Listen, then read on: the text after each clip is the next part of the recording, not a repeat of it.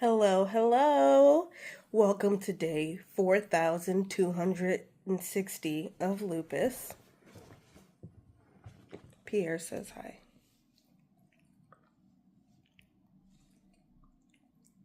Okay. So, update since my last update in May, I've gotten my 2 sets of injections in my back of the bupivacaine.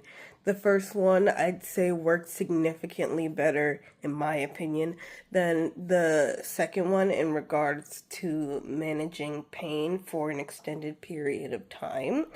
So because of that, I have my ablation scheduled. I think it's next week or in 2 weeks. And then, so they're going to start with the whichever side hurts more that day. And then 2 weeks later, they'll do the other side. So I'm getting my nerves burnt off. And hopefully that'll help out with a lot of the back pain that I have.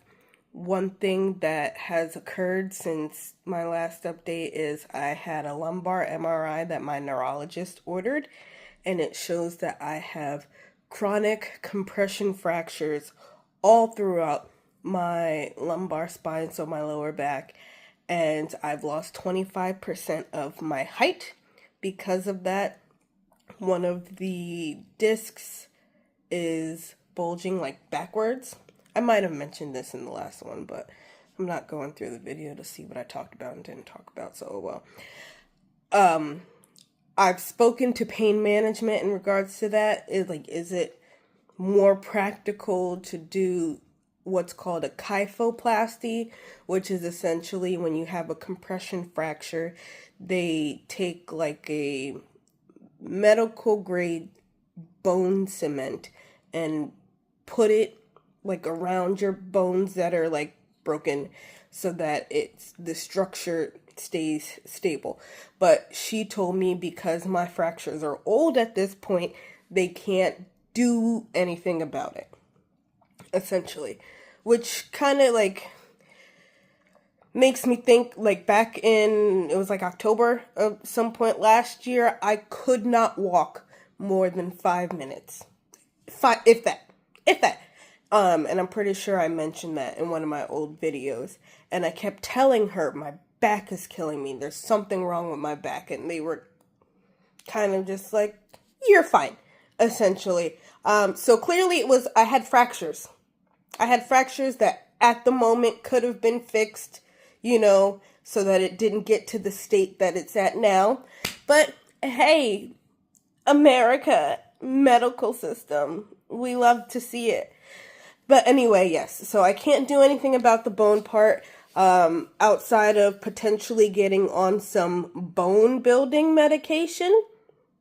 So we'll see. That's all going to be handled by my endocrinologist, who also manages my thyroid, to see if that's something that's a good idea for me. I have to go do some labs before I can do that.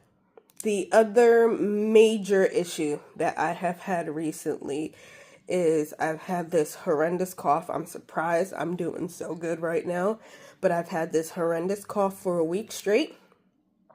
I just came back from a trip to North Carolina, celebrated my great-grandmother's 98th birthday, whoop, and my sister's birthday.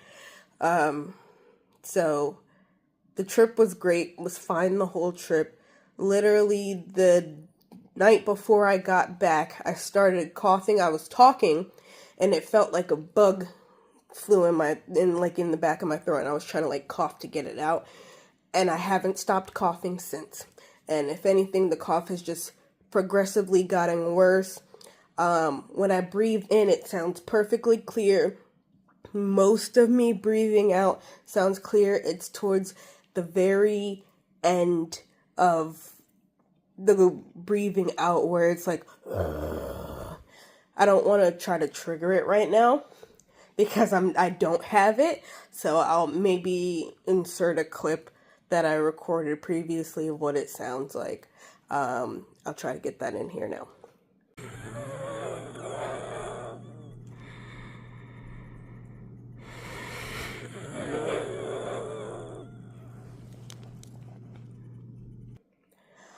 So yeah, that's what it sounds like.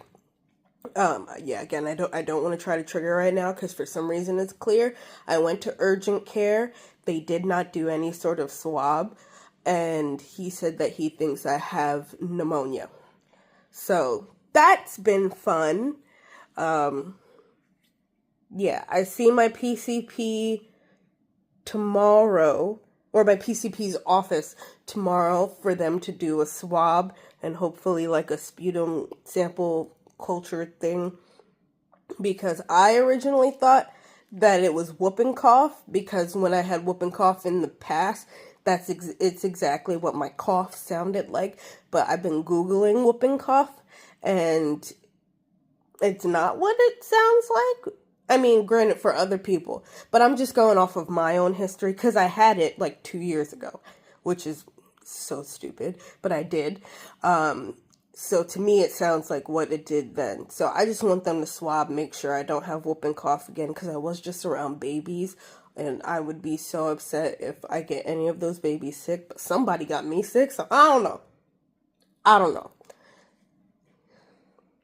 It's been a real struggle. I've had to cancel so many appointments.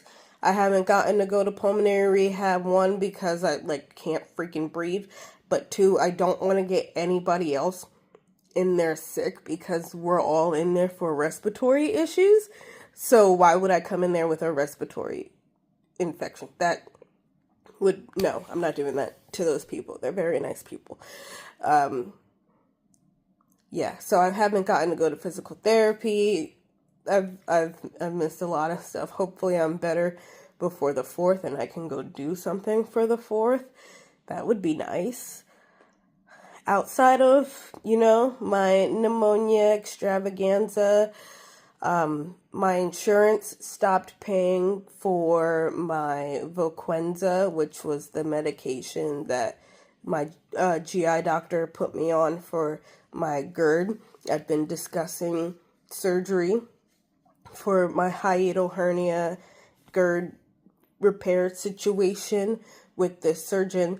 And she wants me to do another manometry test, this time on medication. So the manometry test was when I had that tube down my throat for 24 hours, and it was some of the worst 24 hours of my life. And I said to everybody, I will never, ever, ever, ever, ever do this test again. It was one of the worst experiences of my life.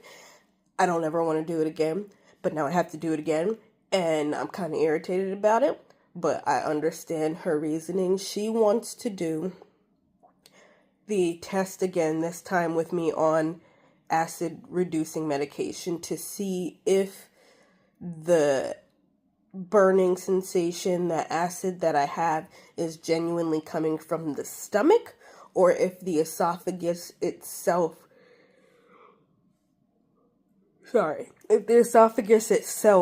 is making the acid because of, what did she tell me?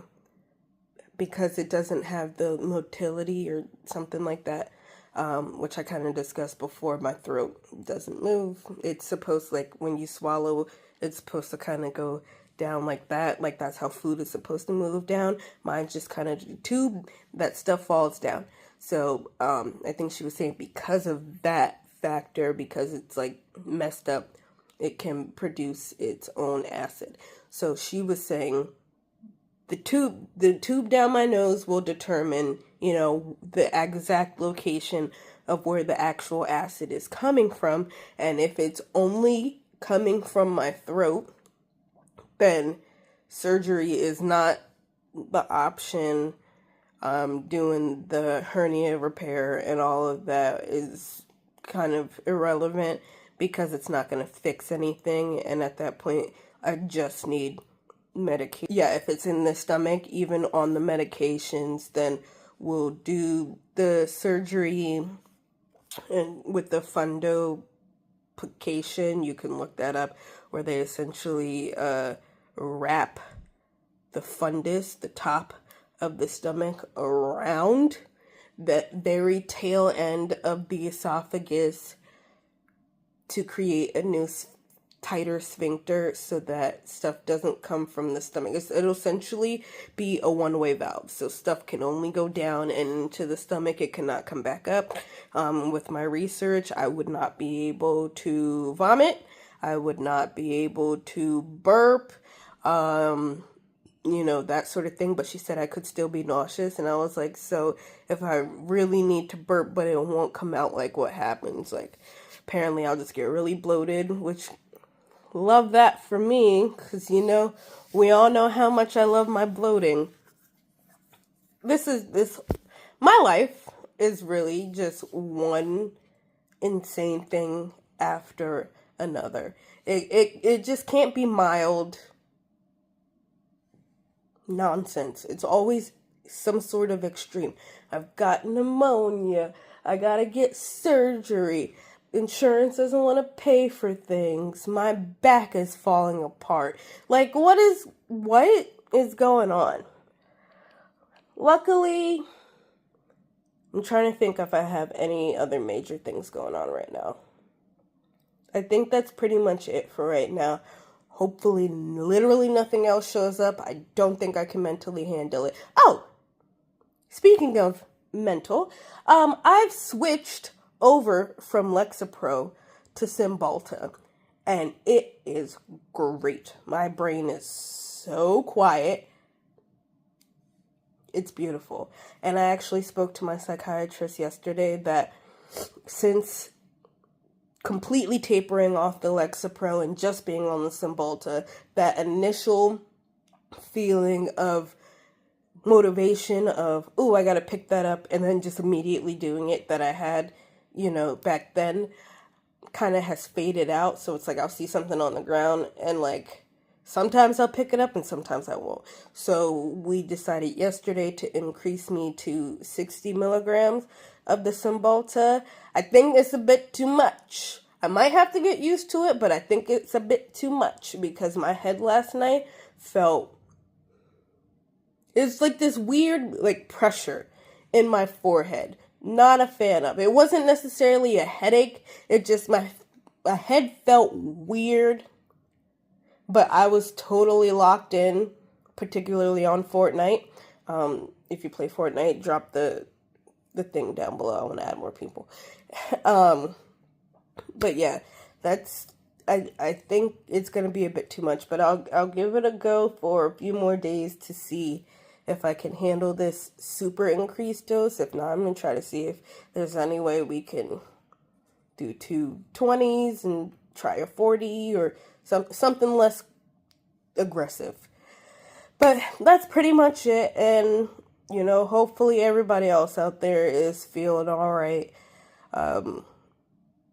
This past week has just been a freaking whirlwind with this pneumonia, if that's what it is. But yeah, I'll update you guys, at surgery time and at manometry time and all of that. All right, see ya.